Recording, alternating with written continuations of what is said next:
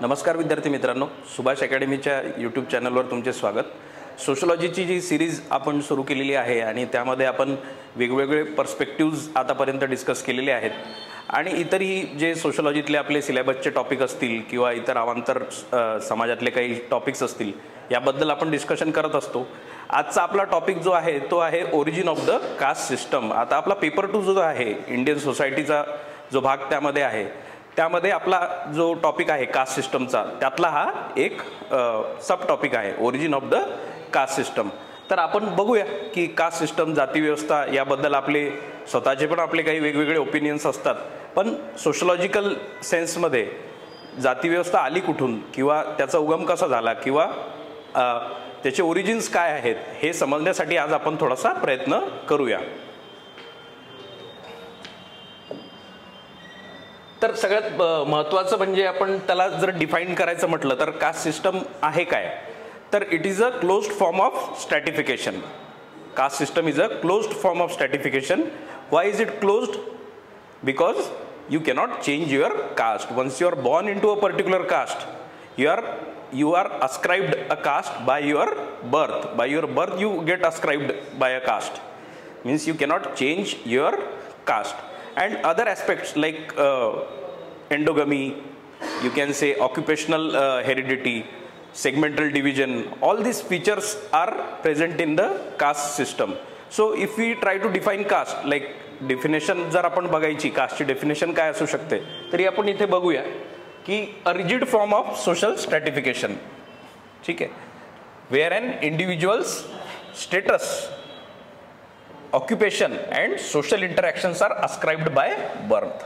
They are ascribed by birth. You cannot change your caste. You cannot achieve a different status.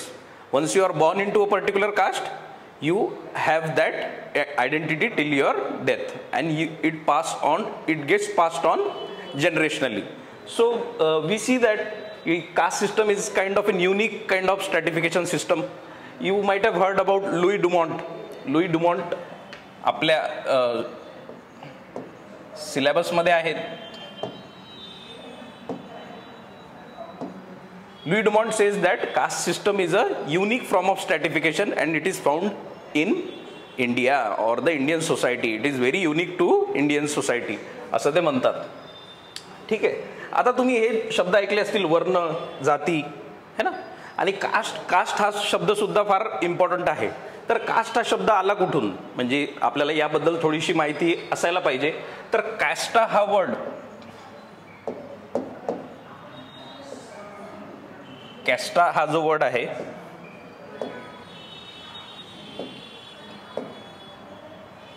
कॅस्टा हा एक Spanish word आहे.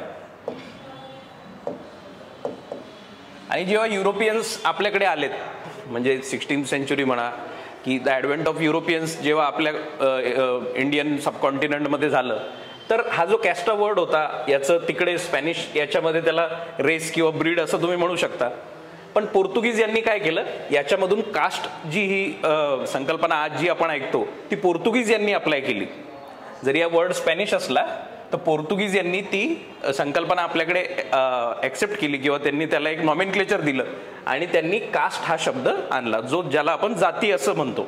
आपल्या भाषेत आपण त्याला जाती असं म्हणतो, पण त्याला कास्ट हा शब्द पोर्तुगीज यांनी दिला. तर हे तुम्हाला माहीत असणं थोडंसं गरजेचं आहे. ठीक आहे, पुढे आपण बघूया. तर वर्ण आणि जाती यामध्ये महत्त्वाचं अंतर काय, तर varna is the ancient framework. It is a theoretical scheme. Varna is theoretical and it is a macro framework. Varna is a macro framework. Like you can divide all the caste in India into 4 different varnas. Okay, so Varna is more of a theoretical framework. It is a macro framework. Okay, but what is Jati then? Jati काय मग? Thousands of localized endogamous hereditary groups. Jati is the actual way of interaction. Like all the practices like endogamy, restriction to interactions, differential duties and occupations, it is all practiced within the जाती framework. जातीच्या अंतर्गत त्या सगळ्या गोष्टी practice होतात. वर्ण काय, मग एक थेरॉटिकल सिद्धांतिक एक फ्रेमवर्क आहे, एक रचना आहे. आणि त्यामध्ये वेगवेगळ्या जाती येतात. ठीक आहे, आणि 4 वर्ण आपल्याकडे आहेत हे तुम्हाला माहिती असेल, म्हणजे तेवढं मी तेवढं माझा समज आहे की तुम्हाला तितकं माहिती असेल. ठीक आहे, तर हा एक बेसिक इंट्रोडक्शन आपण याबद्दलचं बघू शकतो. कास्ट हा शब्द आला कुठनं हे आपल्याला माहिती पाहिजे, आणि वर्ण आणि जातीबद्दलचं एक बेसिक याचं डिफरन्शिएशन. ठीक आहे, पुढे आपण बघूया. आता हे आजचं महत्त्वाचं आपल्या डिस्कशनचा पार्ट हाच आहे की सोशोलॉजिकली आपल्याला समजायचं आहे की कास्ट सिस्टमचा ओरिजिन कसा झाला. We need to understand how caste system evolved or what were its origins. ठीक आहे, तर पहिला पार्ट आपण बघूया की डिवाइन थेरी. ही थेरी तुम्ही ऐकली असेल याच्याबद्दल. यांचं म्हणणं होतं की वर्ण सिस्टम जे आहे किंवा जे 4 वर्ण आपले बनलेले आहेत, हे जे आपले हे क्रिएटर आहे किंवा जो दैवी एक आपली शक्ती आहे, त्यांच्या बॉडी पार्ट्स पासून बनलेला हा एक सिस्टम आहे. त्याच्यामध्ये वेगवेगळं, जसं माउथ जे आहे, इट लीड्स टू ब्राह्मण. ठीक आहे, आर्म्स वुड लीड टू क्षत्रिय, है ना. शूद्र means legs, it has evolve from legs. असा एक दैवी एक त्याचं जस्टिफिकेशन या थेरीनी दिलेलं आहे. तर याचं एक म्हणजे याचा जो एक संदर्भ जो आहे तो आपल्याला ऋग्वेदामध्ये सापडतो. पुरुष सूक्त हे स्तोत्र जे आहे याच्यामध्ये ऋग्वेदामध्ये आपल्याला याचा एक संदर्भ आपल्याला सापडतो. तर बरेच लोक जे रिलिजियस अँगलनी जातीकडे बघतात किंवा जातीच्या ओरिजिनकडे बघतात, त्यांनी ही थेरी त्यांना ऍप्लिकेबल वाटते की वेगवेगळ्या पार्ट जे आहेत, जे आपला क्रिएटर आहेत पुरुष, त्यांच्या वेगवेगळ्या पार्टपासून वेगवेगळे हे आपले वर्ण निर्माण झाले. ठीक आहे, त्यापुढे आपण बघूया की कर्म थेरी. कर्माची जी थेरी आहे की यांचं काय आर्ग्युमेंट आहे, कर्म थेरीचं काय म्हणणं आहे की तुम्ही जर या पर्टिक्युलर आता सध्याचा जो तुमचा जन्म आहे, in this particular birth, if you are facing difficulties, if you are facing very much of issues, suffering, problems, it is because of your deeds in the past life. म्हणजे तुमची जी जुनी आधीचा जो जन्म आहे त्यात तुम्ही ज्या चुका केल्या आहेत त्याच्यामुळे तुम्हाला या जन्मात दुःख वगैरे सोसावं लागत आहे. आणि त्यांचं असं म्हणणं आहे की तुम्ही जर का या जन्मात जी तुम्हाला ड्युटी दिलेली आहे, जी तुम्हाला तुमच्या जातीनुसार किंवा तुमच्या वर्णानुसार जी तुम्हाला ड्युटी दिलेली आहे, ती जर का तुम्ही व्यवस्थित पार पाडली तर पुढच्या जन्मात तुमचं एक जे वर्ण आहे किंवा जे स्टेटस आहे ते चेंज होईल. तर याला एक कर्म थेरीचा एक जो अँगल आहे तो इथे आपण बघू शकतो. तर या ह्या एक थेरीज आहेत. तिसरी थेरी आपण बघूया तो ऑक्युपेशनल थेरी. नेस्फिल्ड यांनी दिलेली ही थेरी आहे. आता यांचं म्हणणं असं आहे की जर आता समाज आपला त्यावेळेला जेव्हा होता, आता तुम्ही एक गोष्ट अशी पण लक्षात ठेवा की जो आपला ऋग्वेदिक एज होता किंवा ऋग्वेदिक पार्ट जो होता आपला, तो काळ जो होता, त्यामध्ये असं पहिले असं मानलं जातं, because it is believed that there was flexibility in the caste system. म्हणजे थोडी फ्लेक्झिबिलिटी त्यामध्ये होती, थोडं लवचिक होतं ते. म्हणजे तुम्ही एका कास्टमधून एका स्ट्रेटामधून दुसरीकडे जाऊ शकत होते. बट लेटर वेदिक पिरियड जो आपला आला त्यामध्ये एक रिजिडिफिकेशन झालं. ठीक आहे, कठोर सेन्समध्ये कास्टचं एक डिव्हिजन आपल्याला दिसून आलं किंवा वर्णाचं आपल्याला एक डिव्हिजन दिसून आलं. तर त्या पद्धतीने कास्ट अशी इव्हॉल्व होत गेली. आणि या थेरीचं एक असं आहे की नेस्फिल्ड काय म्हणतात की function and function alone is responsible for origin of the caste structure in India. म्हणजे वेगवेगळ्या जाती ज्या आहेत, जसं तुम्ही ऐकलं असेल लोहार, कुंभार, सोनार वगैरे, हे प्रत्येक जात आपल्या आपल्या ठिकाणी एक त्यांचं फंक्शन करत आहे. तर त्यांचं म्हणणं आहे की जसं जसं आपली डिव्हिजन ऑफ लेबर वाढत गेलं तसं तसं लोक आपले जे वेगवेगळे ग्रुप्स आहेत त्यांचं वेगवेगळ्या याच्यावर त्यांनी फंक्शन त्यांचे क्रिएट झाले. आणि तसे तसे फंक्शन जसे पुढे होत गेले त्यांची ती ओळख निर्माण झाली आणि त्याला त्यांनी एक ऑक्युपेशनल थेरीच्या रूपात बघितलं. So what occupational theory by Nesfield tries to say is that functions and function alone is responsible for creating a caste structure in India. Like caste structure came out of functions of those particular groups. Okay, so you need to remember this. See, divine theory, karma theory, now occupational theory. It was given by Nesfield. पुढे बघूया racial theory of caste. आता ही हार्बर्ट Risley जे आहेत ते जे Europeans होते यांनी काय केलं की बऱ्यापैकी त्यांनी आपला जो कास्टचं जे ओरिजिन आहे किंवा कास्टला समजण्यासाठी त्यांनी एक रेशियल अँगल इथे दिला. त्यांचं असं म्हणणं होतं की रेसमधून कास्टचा जन्म झाला आहे. आता त्यांचं म्हणणं आहे की जे आपले इंडो आर्यन्स जे होते, जे आपल्या इकडे आले, ज्यांनी वैदिक पिरियडमध्ये आपल्या इकडे त्यांनी इन्व्हेड केलं किंवा ते पर्शियामधून आले होते, तर पर्शियामध्ये सुद्धा एक फोरफोल्ड डिव्हिजन ऑफ सोसायटी होती आणि ते त्यांनी इथे अप्लाय केलं. तर त्यांनी त्यांचे जे डिफरन्सेस होते त्यांना दिसलं की इथली जी इंडिजिनियस पॉप्युलेशन आहे, the indigenous population in India और in the subcontinent, it is different from them. They have different features and they applied it to the Indian society. They just like whatever fourfold division they had in their own country or in their own place, they just applied it in this country, and that is why it is said that, or Herbert Risley believes that the racial differences and endogamous marriages led to the origin of the caste system, which was imposed by the Indo-Aryans. Okay, and what did they do majorly to make sure that this sustains? They tried to impose hypergamy, and like hypergamy was imposed from them, and they also tried to ban the pratiloma marriages. What is hypergamy or anuloma marriage? They promoted anuloma marriage, where a person or a male from higher caste or higher social status he could marry someone from the lower caste, like female from a lower caste. And on the other hand, pratiloma marriage, which they banned or which they did not promote, in that sense a particular male from a lower caste or a lower social status cannot marry a woman from an upper caste. So they tried to impose these restrictions, and in that manner they maintained their racial differences, and that is why they argue that caste has a racial origin. Okay, so we need to understand this theory, but overall this theory has also been criticized. Like G.S. Ghure, like आपल्या syllabus मध्ये G.S. Ghure आहेत, आणि G.S. Ghure has said that you can say that racial differences have something to do about the origin of the caste system, but he says that that is applicable only in the sense of northern India. On the other hand, you would see that Dr. B.R. Ambedkar, he says that there is no particular data in that sense. There is no particular data to show that there is a direct relationship between race and caste. So this theory is quite controversial and it has been also criticized. So, but it is one of an important aspect. So we can see that, like, okay. So this was the racial theory. You need to remember the name little bit. हार्बर्ट रिस्लेचं नाव तुम्हाला लक्षात ठेवता आलं पाहिजे. ठीक आहे. Ritual theory, आता ही पण फार इम्पॉर्टंट थेरी आहे. लुई दुमॉन्ट, मी जे ऑलरेडी नाव घेतलं होतं, ठीक आहे.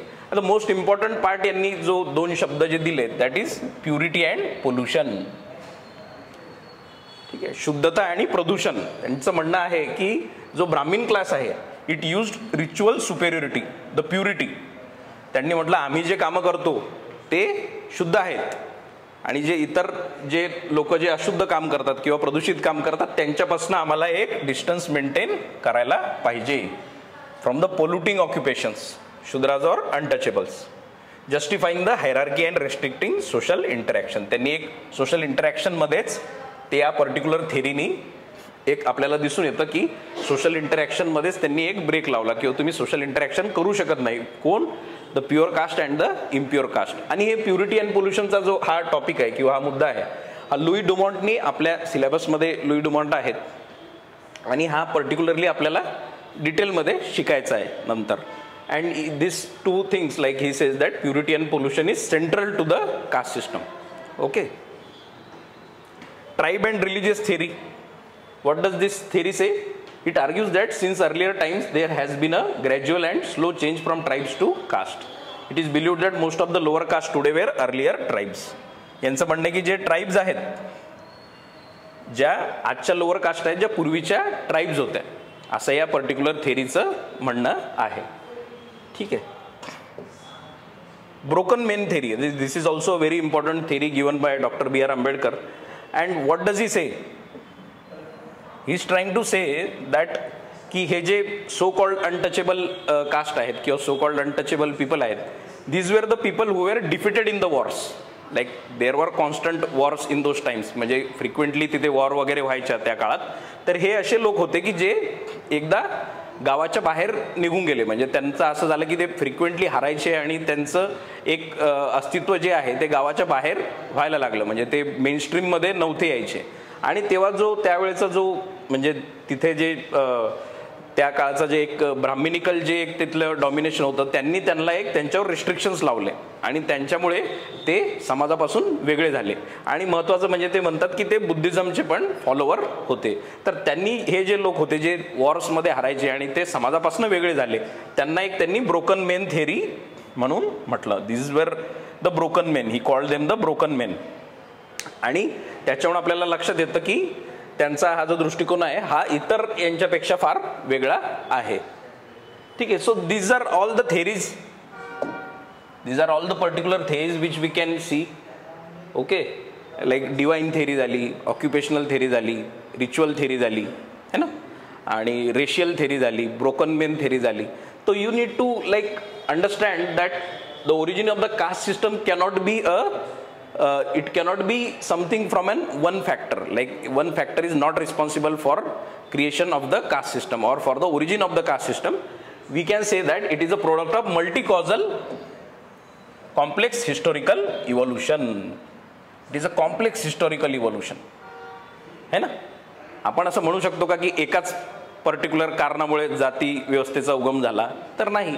तर हा बराच काळ यामध्ये गेला आहे आणि एक प्रॉपर इव्होल्युशन त्या गोष्टीचं घडलं आहे. आणि त्याच्यामध्ये वेगवेगळी कारणं असू शकतात. म्हणजे तुमचं ऑक्युपेशनचं पण रिझन तितकंच तुम्हाला स्ट्रॉंग वाटू शकतं. रेशियल ॲस्पेक्ट पण असू शकतो, जिथे इंडो आर्यन्स जे तिकडनं आले आणि त्यांनी ती व्यवस्था इकडे घेऊन आलेत. ब्रोकन मेन थेरी तितकीच रेलेवंट वाटते. ट्राईब्स आणि कास्टचं जे रिलेशनशिप आहे ते पण तितकंच खरं असू शकतं. तर ओव्हरऑल आपण काय म्हणू शकतो की there cannot be a single reason, there cannot be one reason, it is multi कॉझल.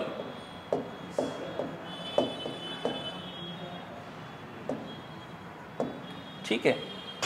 It transition from initial theoretical framework of Varna was a theoretical framework, and I told you that in initial times it was seen as flexible system of stratification. You can like तुम्ही बघाल तर चंद्रगुप्त मौर्य वगैरे जे होते आपले, ते समजा नंतर मौर्य याच्या वेळेस, तर त्यांना आपण बघतो की ही बिलॉंग टू अ शूद्र ओरिजिन त्यांचं आहे असं म्हटलं जातं.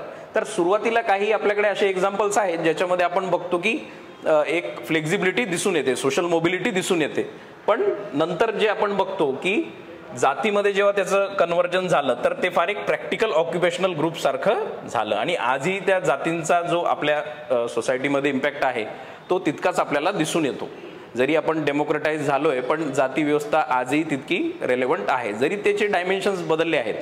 मॉडर्न डेमोक्रेसी आली आहे, कॉन्स्टिट्यूशन आलंय, पण त्याचा जो एक अँगल आहे तो थोडासा एक बदलला आहे. पण तो जो एक ॲस्पेक्ट आहे प्युरिटी अँड पोल्युशनचा म्हणा, एक रिच्युअल आयडियोलॉजीचं म्हणा, पॉलिटिकल अँगल पण तितकाच डॉमिनेट झाला आहे. आपण इलेक्शन्समध्ये वगैरे बघतो कास्ट वगैरेचं, हे सगळं आपल्या सिलेबसमध्ये आहे.